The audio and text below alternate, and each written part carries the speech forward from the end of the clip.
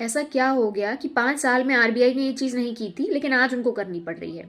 आपने बिल्कुल सुना होगा कि आरबीआई ने रेपो रेट को 0.25 पॉइंट से गिराया है या 25 पॉइंट से गिराया है और अब वो गिर के हो गया है 6.25%।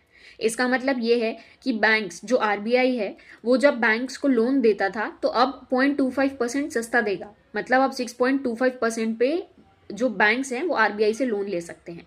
अब जाहिर सी बात है, अगर बैंक्स को सस्ता लोन मिला है तो वो नीचे भी या जाके और रिटेलर्स को भी अब सस्ता लोन देगी।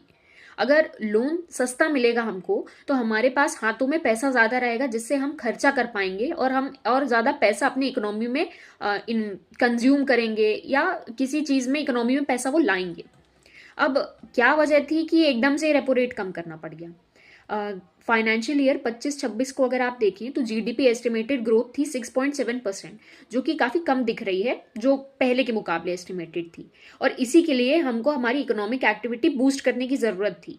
और इस जो एक आरबीआई का मूव था, इससे जब हम लोगों के हाथ में पैसा आएगा तो हम जाहिर सी बात है खर्च करेंगे, हमारी इकोनॉमी मूव करेगी, लोगों को सस्ते लोन मिलेंगे तो वो नए बिजनेसेस कर पाएंगे या और इन्वेस्टमेंट कर पाएंगे।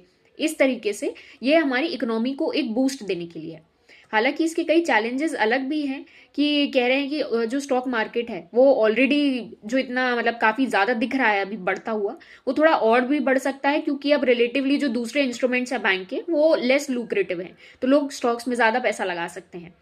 सेकेंड चीज़ इसकी ये भी है कि अब जो भी हमारे पास पैसा आया है, अब पैसा आया है तो हम डिमांड करेंगे तो इन्फ्लेशन भी बढ़ेगा। अब इसको आरबीआई कैसे टैकल करेगी या इसके लिए क्या स्टेप्स लिए जाएंगे, ये हमारे आने की चीज़ है, देखने की चीज़ है आगे।